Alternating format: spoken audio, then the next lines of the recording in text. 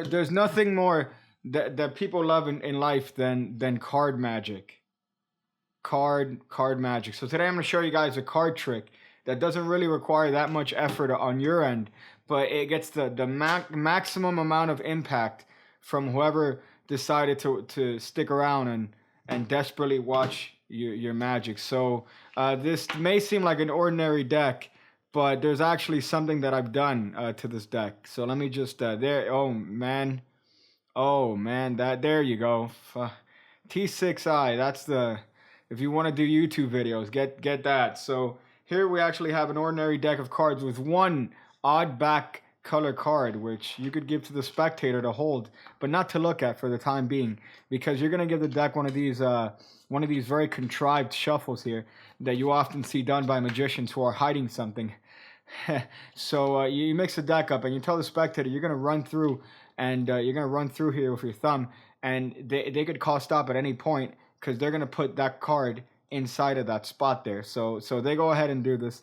Let's say they want to put the card right there. You go, that's great. Is everything fair so far? Sir, did you happen to see the card that you stuck in there? Did you see the card there? Oh, you didn't? All right, that card is actually the four of spades. And there's a couple decisions that you've made here that you're not aware of.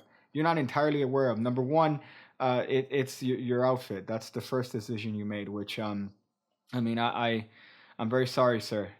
You'll find a job soon. The second decision is you actually stuck this four of spades in a very specific spot in the deck here. So let's just count it out here.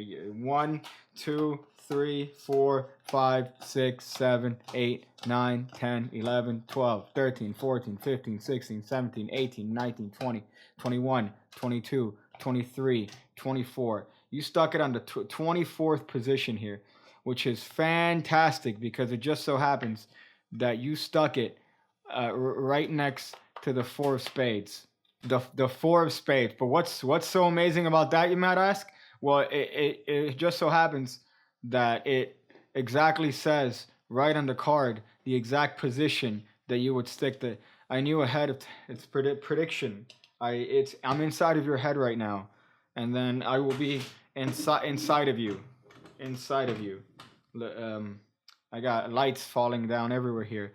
To 24. Yeah. Huh? What? Magic? Maybe. So it's a pretty simple trick if you haven't figured it out already. And if you haven't, then you should stick around, because there's some crazy jokes coming up that you don't want to miss. This light is really not being my friend here. So the preparation for this, the preparation H that you need for this clever coordinated card trick is you need a four of spades, whatever card you want, with 24 written on it. It doesn't matter what number is written on it, but it would have to correspond to how many cards you're going to put above this card here. So in this case, we have 24 cards here that I've counted out cleverly right before here. So this four of spades goes here, and then you're going to get an odd-backed four of spades and put it on top, and then get those 24 cards and put it on top of that. And then you put that inside of the box, and then the box goes on the table, and then the regret goes inside of your mom because she made you. So here's what you got to do. There's a couple different options as far as how you do this. You could just go with the simple riffle force, or you could do a little bit of a move, which I often like to do here, just to try my luck here. So here's actually the crediting. First time I saw this sort of idea was in a Paint the Roses Red with the hipster. If you watch the demo or have the video, the guy has the gloves with the fingers cut off. Louis Laval, there you go. That's the guy's name. So you look him up if you want to see the original version of this trick. So you take the cards out of the box and you spread them, and you show there's a card here that's a prediction card in the middle of the deck.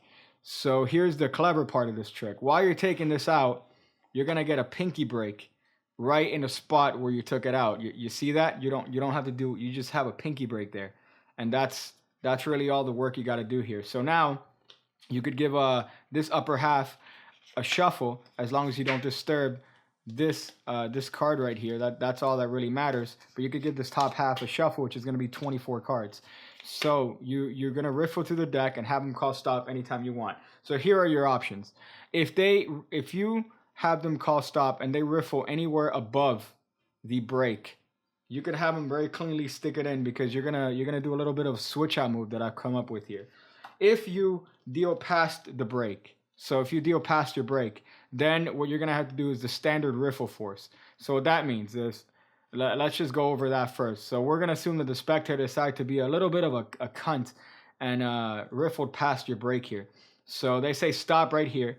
You're going to do the riffle force, which means that you're going to say, hey, sir, do me a favor and take that card, which is enough misdirection for you to just lift up. So you're going to let this go at the same time that you lift up the break here. So you're going to just lift up here at the break, and it's going to seem like you cut to the freely stop that position. But really, guess what? You're at that card. So that's only if they happen to go past your break. So you're going to tell them, hey, sir, take that card and go ahead and just stick it in there.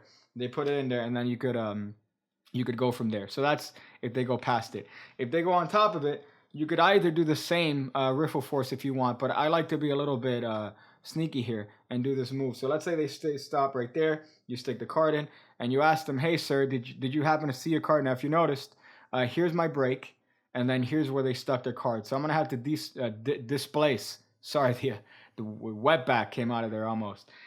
Displace this card over here. So the way that happens is that you're going to kind of angle jog this card towards the left. So it's going to be angle jog towards your left there. And you're going to ask them if they saw the card if they saw the prediction card. They're obviously going to say no unless they snuck a peek, of which case you sneak a punch right in their mouth for betraying you.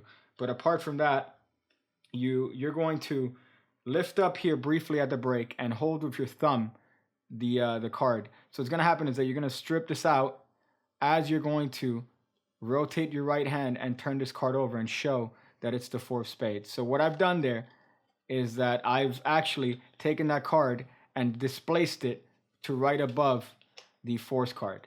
So I know it's a little bit of a it's a little bit of a sexy move there. You really can't see it, but trust me, what's happening is that you are going to slide your kind of mental attitude here is that you're going to just grab that card and turn it over. That's kind of what your body language should have. But really, you're going to do that little bit of a sneaky move. So that move, once again, is that I'm just putting pressure with my thumb here on the card, which holds it in place at the same time that I slide this packet off to the right, flip my hand over, and just flip that card over. So what that's done is that it's displaced those bottom cards below the 4 of spades and put the 4 of spades right above that one. So I'm going to hit you guys up with some Australian slow motion here for this move. So here it goes.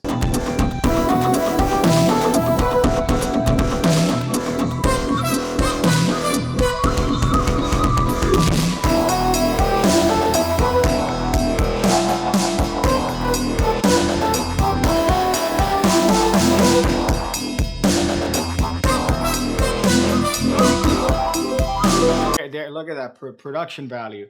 So there's really not much to see with that move. You could really do it because they're going to be focused on the 4 of spades anyway, so they're not really going to notice any sort of discrepancy there. But that puts you right in that position where you could put it next to your force card here. So that's only if they stop you above the break.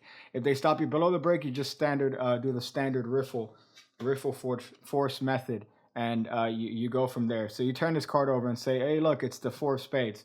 But you've made a couple decisions here which you're not aware of. So let's just deal through. And you deal through and show that it's 24 cards that they've decided to stick this 4 of spades in. And then you show, oh, see, look, it's the same card. It matches. But not only that, and then you can take out the card for its entire length and show that not only did you match the card here, but also you knew the position that it was at. So they take that home and they wonder how that was possible because they had a free selection. So that's the trick, guys. You practice that. You make sure that becomes your bitch, and you give it the practice that it deserves. Do all the stuff that people do. Do all the stuff, and I'm gonna go watch reruns of Cops and count the racism. Again, when I see you again, when I see you again, when I see you again, when I see you again, when I see you again, when I see you again.